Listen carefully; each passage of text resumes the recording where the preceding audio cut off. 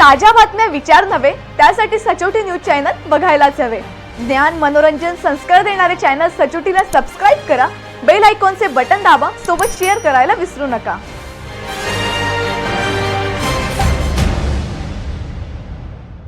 शालेय शिक्षण विभागामध्ये साधारण 25,000 कोटी रुपयांचा भ्रष्टाचार व घोटाळा झालाय।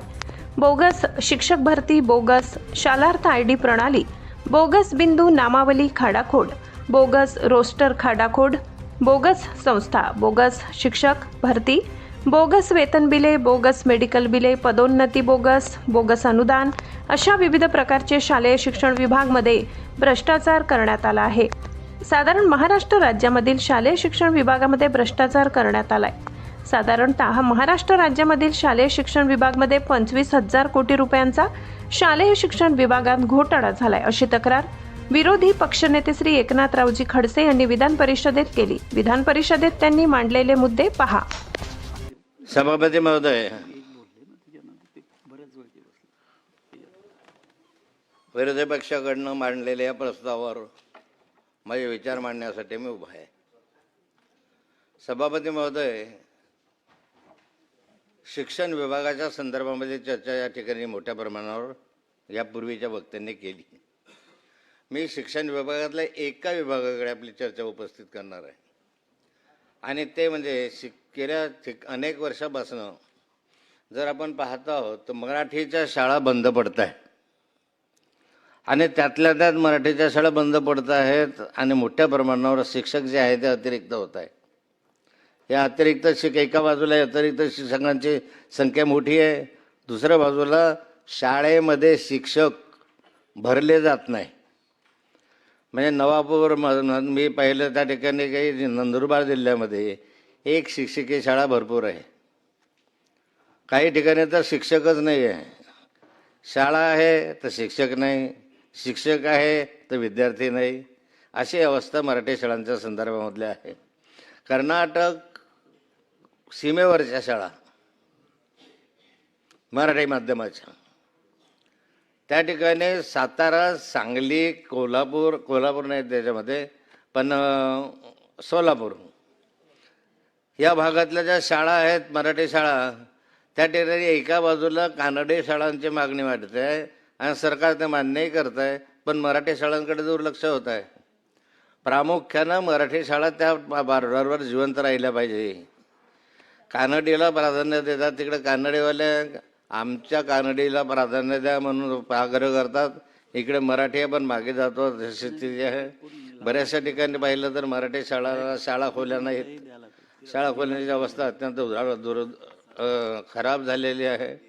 अशा ठिकाणी जर तुम्ही अट्रॅक्शन निर्माण करू शकला नाहीत, एक तर शाळा खोल्यांची व्यवस्था नीट असली पाहिजे, शिक्षक नीट असले पाहिजे, आणि या संदर्भामध्ये शिक्षणाचा दर्जा हा चांगला असला पाहिजे, तर आपण इंग्रजी शाळांना, अन्य शाळांना त्या ठिकाणी किंवा खाजगी प्राथमिक शाळांना त्या ठिकाणी स्पर्धा आपण त्या ठिकाणी करू शकू। आणि हे करत असताना वारंवार अनेक उपक्रम आपण त्यासाठी राबवले। विद्यार्थी शाळेमध्ये यावेत म्हणून शालेय पोषण आहार सुरू केला, अनेक त्याच्यामध्ये विद्यार्थ्यांसाठी उपोषण आपल्या हे केले, कुपोषण दूर व्हावं म्हणून काही विद्यार्थ्यांना आपण सवलती दिल्या, पण तरीही काय येत नाही हा चिंतेचा विषय आहे, म्हणून याकडे आपण लक्ष देण्याची आवश्यकता आहे। महत्त्वाचा एक विषय मी मंत्री महोदयासमोर मांडणार आहे। शिक्षण मध्ये मुद्दे मांडण्यासारखे खूप आहेत, मोठा विभाग आहे, मोठं हे आहे, पण एक बघा याच्यामध्ये मांडायचं मंत्री महोदय की शालार्थ आयडी घोटाळा, हा घोटाळा संपूर्ण महाराष्ट्रभर झाला, आणि गेले दीड वर्ष झाले या सभागृहामध्ये मी स्वतः असेल अन्य असतील त्या घोटाळ्यावर बोलत आहोत, पण उपाययोजना काय? आज अशी स्थिती आहे अध्यक्ष महोदय, हा शालार्थ आयडी घोटाळा हा 4,000 ते 5,000 कोटी रुपयाचा आहे। 4,000 ते 5,000 कोटी मी जबाबदारीने सांगतो। मग इतका 4,000 कोटी रुपयाचा घोटाळा असून शासन इतकं डिम्म काय? शासन या संदर्भामध्ये काय करत आहे? नागपूरला SIT केली, नाशिकला SIT केली, पण SITचा काय उद्योग चालले आहेत यामधून? काय किती लोकांना अटक केली?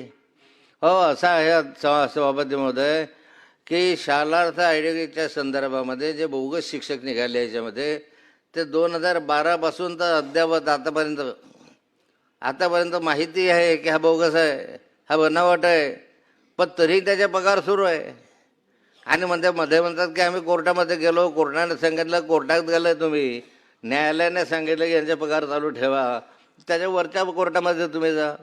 तुम्ही काय त्या वरच्या कोर्टात झाले नाहीत?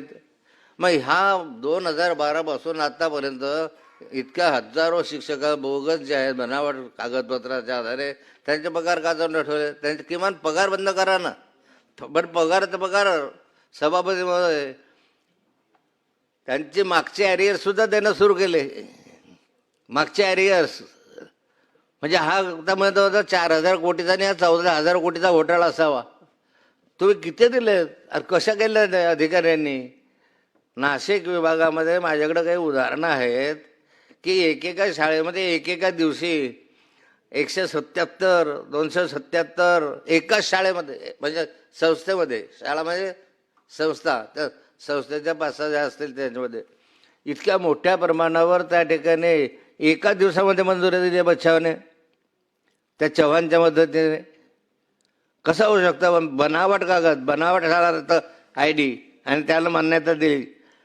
सभापती महोदय, सिंदुर्णी माध्यमिक शिक्षण सहकारी संस्थेचं एक उदाहरण मी तुमच्यासमोर. सिंदुर्णी तालुका जामनेर जिल्हा जळगाव.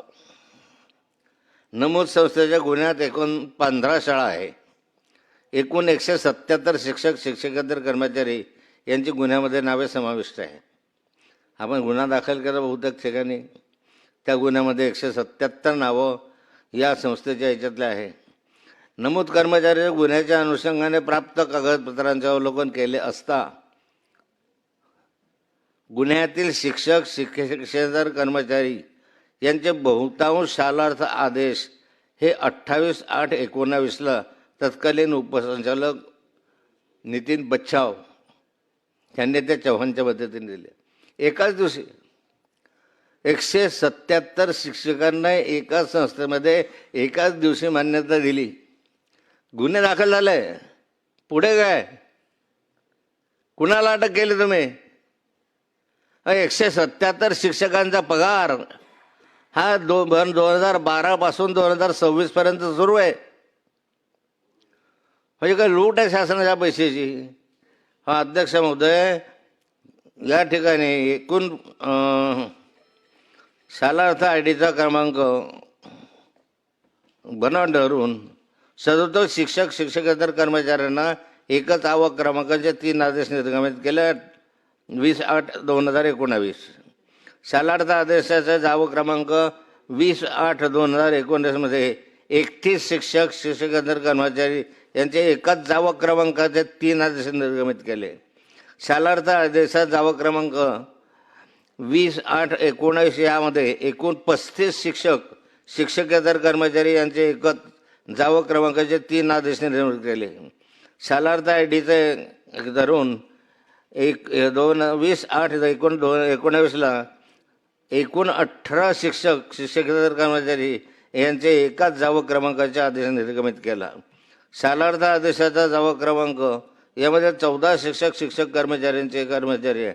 एकंदर 135 शिक्षक एकाच दिवशी या ठिकाणी त्याला मान्यता देण्यात आलेली आहे. अध्यक्ष महोदय, आम्हा जळगाव जिल्ह्यामध्ये माझ्याकडं आकडेवारी आहे की जळगाव जिल्ह्यामध्ये अंमळनेर, चोपडा, मुक्ताईनगर म्हणजे जळगाव या सगळ्या संस्था, जामनेर सगळ्या तालुक्यांमधून जर पाहिलं तर मोठ्या प्रमाणावर या ठिकाणी बनावट शालार्थाचे 600च्या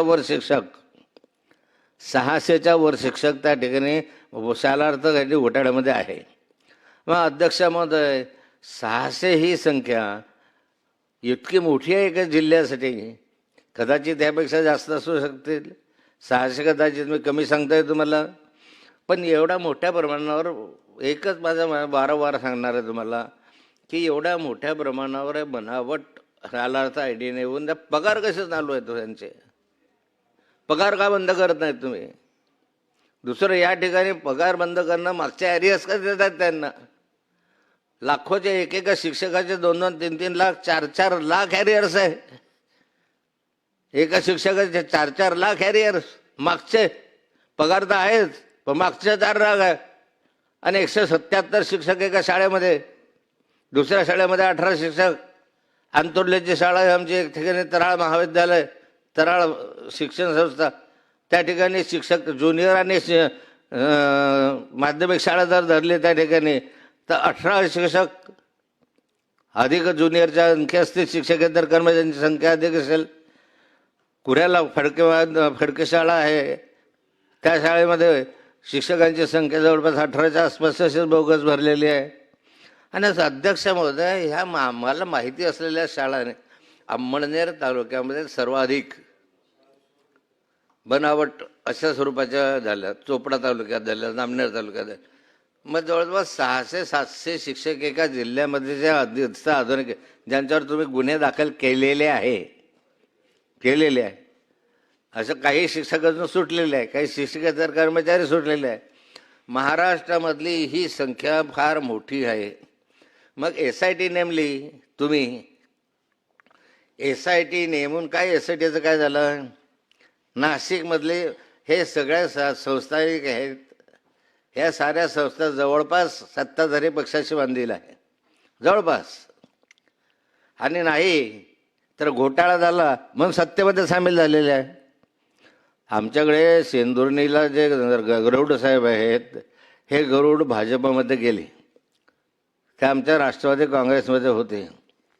एका दिवशी चर्चेमध्ये मी अशी माहिती घेतली तर खरे एवढा काट्टर कार्यकर्ता वडिलांपासून आदर्श आपल्या गजाननराव गरुडांच्या पासून जे या सभागृहाचे सन्मानाने सभापती होते विरोधी पक्षात, त्यांच्यापासून जे विरोधी पक्षात राहिले ते एकाएकी रात्री खाली ते भाजपमध्ये का गेले असं ज्यावेळेस चौकशी केली तर त्यांचा घोटाळा 177 शिक्षक त्यांच्या शाळेमध्ये बोगस बनावट भरले. मग 177 आहे तुझे, तुला जेलमध्ये टाकून देऊ, चलो क्या करते आहे. म्हणजे अशा मार्गाने जर होत असेल सभापती महोदय तर हे सरकारचं अपयश आहे. सरकार म्हणतं की आम्ही बिलकुल पैसे खाणारे नाही, आमचे घोटाळे नाही. 17 घोटाळे काढू शकतो मी तुमचे. 1760, 17 नाही 1760 यामध्ये. हा अध्यक्ष महोदय, SIT स्थापन केल्यानंतर त्या ठिकाणी SITचे जे प्रमुख तुम्ही नेमले त्या ठिकाणी एक इन्स्पेक्टर नेमला गिरी नाशिकला. गिरी नेमल्यानंतर त्या गिरीने काही कागदपत्रांमध्ये हेरफेर केले, पैसे घेतले म्हणून त्याची बदली झाली, त्या गिरीची बदली झाली नाशिक रोड पोलीस स्टेशनला. त्याने रजिस्टरमध्ये खोडाखोड केली की संस्था चालकांकडून पैसे घेतले, मी तुमचं नाव काढून टाकतो, तुमचं नाव सोडून देतो, तुम्हाला अटक करत नाही, तुम्हाला जामीन मिळवून देतो, अशाच काही त्याच्याकडनं पैसे घेतले म्हणून त्याला त्या ठिकाणी गुन्ह्यात आरोपीला मदत केली म्हणून गिरीला अटक करत नाही, सरकारला सस्पेंड केलं. या गिरीला हे सगळे त्याला संस्था चालकांना मदत करतो म्हणून सस्पेंड केलं. आणि आता असं झालं आहे की त्याच गिरीला परत कामावर घेतलं त्यांच्याच ठिकाणी. त्या ठिकाणी शेळके नावाचे ऑफिसर होते, चांगलं काम करत होते. त्यांनी काही लोकांना अटक्यासाठी वगैरे हे गुन्हे नोंद केले, काही केले, त्याची बदली करून टाकली. परत ते अधिकारी त्या ठिकाणी जे भ्रष्ट आहे. हे चाललंय काय? या ठिकाणी माझा आरोप आहे तुमच्यावर की तुम्हाला या संदर्भामध्ये या साऱ्या शिक्षण संचालकांना वाचवायचं आहे. तुमच्यावर राजकीय दबाव आहे, तुमच्यावर राजकीय प्रेशर आहे. एक तरी या ठिकाणी असं दाखवा की या 177 असतील. हे तर आता मी 177 मालेगावच्या बरोबर आहे, धुळ्याचे सर्वात जास्त आहे, नंदुरबारला नाही आहे पण धुळ्याला सर्वात जास्त आहे. आणि हे शोधता माझ्या असं लक्षात आलं की निव्वळ आपल्या मराठी विभागातच नाही तर आश्रमशाळांमध्ये सुद्धा हा उपक्रम केला. हे उपक्रम त्यांनी त्या ठिकाणी राबवले. म्हणजे समाज कल्याणाचा देवशेल कमी आहे पण समाज कल्याणमध्ये सर्वात जास्त तो खालोखाल मराठीच्या खालोखाल समाज कल्याणच्या आश्रमशाळांमध्ये केलेल्या. मग अशा रीतीनं सर्वत्र हा रोग पसरवला आणि त्याच्यामधनं करोडो रुपये काढल्यानंतर माझी विनंती सरकारला आहे की एवढा मोठा हा घोटाळा जो 5,000 कोटी रुपयाच्याही वर आहे. या घोटाळ्याचे 2 अधिकारी चौकशी करू शकतील का? SIT नेमली. काय ते SITचे रिझल्ट आहेत तुझे? नागपूरला धडाधड जेलमध्ये टाकलं तर फडाफड काही कार्यवाही झाली, पण नंतर थंड झालं. नाशिकला तर तेही झालं नाही.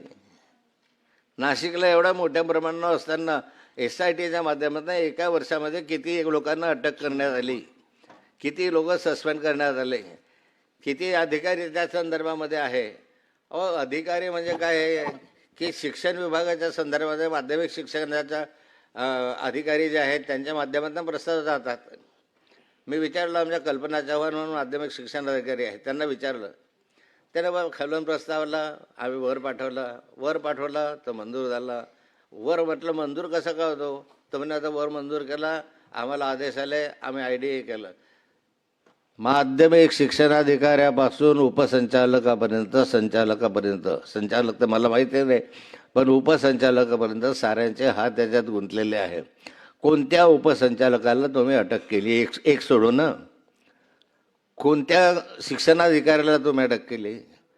जळगावमधला मी पाहतो इतका घोळ त्या ठिकाणी त्या कल्पना चव्हाणचा, की अशा भ्रष्ट अधिकारी कसे ठेवता तुम्ही? कारण शेवटी भुसे साहेब, काहीही झालं, मीही अनेक वर्ष मंत्री होतो, काही त्या खात्यामध्ये झालं तर शेवटी म्हणतात त्या मंत्र्याला जातात पैसे. सामान्य माणसाची प्रतिक्रिया काय असते? सरकार दाबतं, त्या मंत्र्याला बाहेर पैसे दिले. भुसे साहेबांना करोडो रुपये दिले, बसलं का भुसे साहेब बच्चू? तुम्ही घेत नाही मला माहिती आहे, किंवा घेतले असतील तर त्याची मला काय माहिती काढावी लागेल. पण मी सांगतो या संदर्भामध्ये की तुम्ही का कारवाई करत नाही, मी हे तुम्हाला विचारतो. कारवाई का नाही? वारंवार सभागृहामध्ये हे नावं येतात, वारंवार सभागृहामध्ये सगळ्या वस्तू होतात, तुम्ही त्यावर कारवाई करण्याचं का टाळाटाळ करता? ह्याचं उत्तर मला या ठिकाणी हवं आहे. अध्यक्ष महोदय, आमच्याकडे बोगस शिक्षक भरती शालार्थ ID घोटाळ्यामध्ये कोऱ्याला 14 शिक्षक आहे. मुक्ताईनगर तालुका, अंतुर्ली मुक्ताईनगरचं 28 तराळ विद्यालयाला, हे फक्त माध्यमिक विद्यालय ज्युनियर सोडून दिलं आहे. शेंदुर्णीचे मी सांगितलंच आपल्याला 177 त्या ठिकाणी आहे. आता अशा ठिकाणी अध्यक्ष महोदय,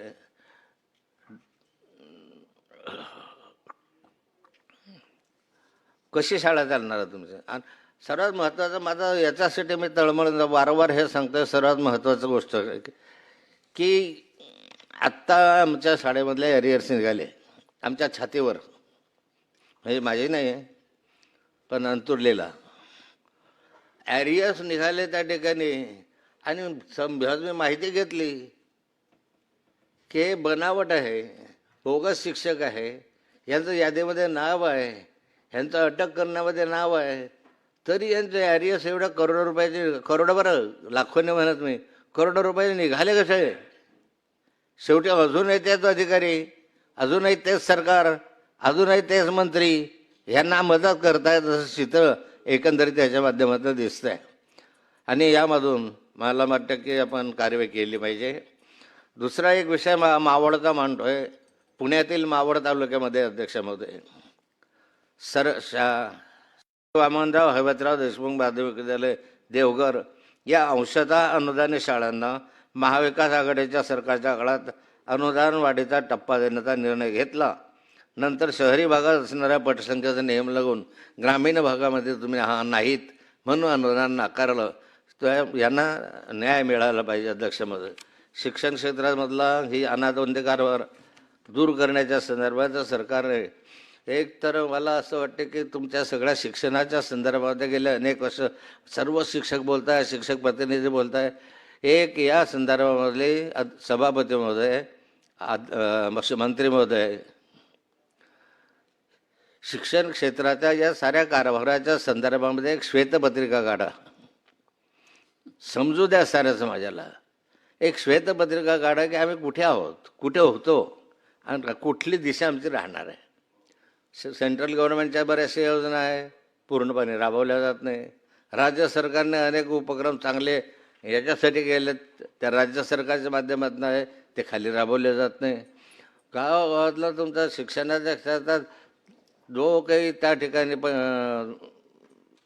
आहार वगैरे मिळतो तो बंद करून टाका. निकृष्ट आहार हे बंद करा. भ्रष्टाचाराचं माध्यम आहे सावकारी साहेब.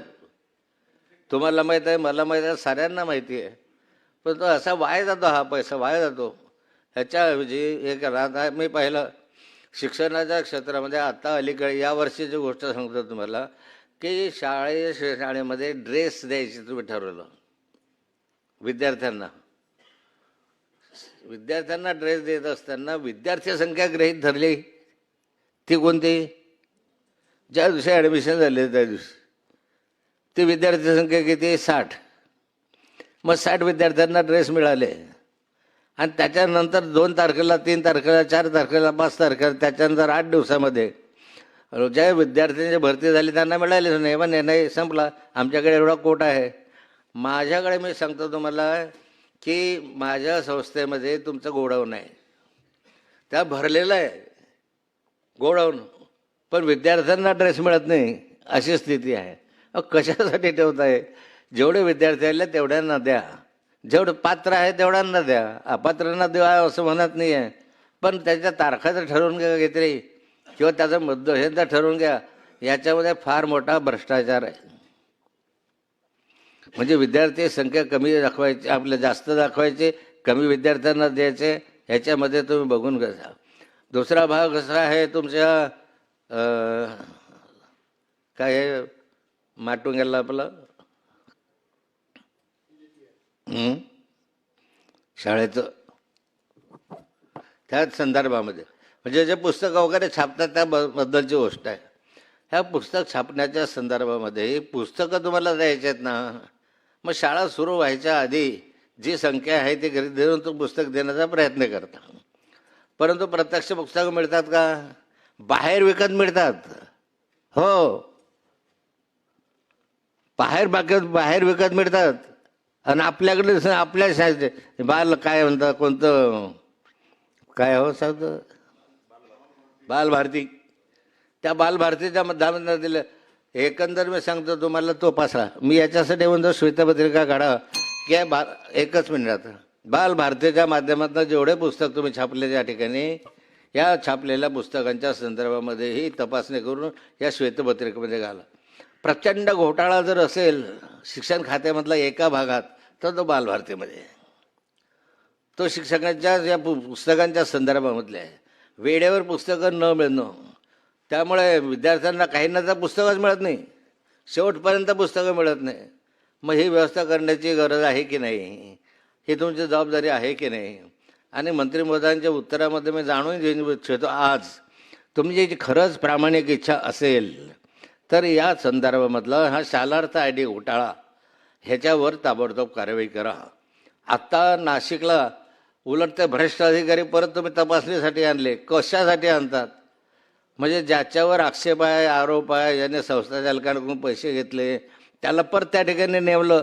म्हणजे एक प्रकारे हे सर्व प्रकरणं दडपण्याचा प्रयत्न आहे. या ठिकाणी तुमच्याकडे याद्या तयार आहे, या ठिकाणी बऱ्याचशा संस्थांच्या याद्या तुमच्याकडे आलेल्या आहे. तातडीनं अटक करा आणि मुळात म्हणजे हे पैसे जे घाललेले आहेत ते त्यांच्याकडनं वसूल करा, ते पैसे वसूल करा त्यांच्याकडनं. नाही तर अशा करोडो रुपये मोठ्यामध्ये काय शाळेमध्ये 2.5 कोटी रुपये एका संस्थेमध्ये मी पाहिले, छोट्याशा संस्थेत 2.5 कोटीचे अरियर्स. एक शाळेमध्ये जर 2.5 कोटीचे अरियर्स येत असतील तर किती शाळा महाराष्ट्रातल्या या? आणि जातो आहे ना पैसा, आज या क्षणाला जातो आहे ना. थांबवण्यासाठी काही ठोस उपाययोजना करा. आणि हा शालार्थ ID घोटाळ्याच्या संदर्भामध्ये महाराष्ट्रालाच समजू द्या की सरकार या संदर्भामध्ये उदासीन नाही आहे, तत्पर आहे. ह्या धडाधड बदमाशांना अटक करा, झाला जेलमध्ये टाका. लाखो रुपये जर तुम्ही तिजोरीवर डल्ला मारत असाल, डाके घालत असाल, सोडता कशाला आहे ना. त्यामुळे याच्यावर कार्यवाही करावी आणि उत्तरामध्ये सांगावं अशी मी अपेक्षा करतो. माझे 2 शब्द संपवतो.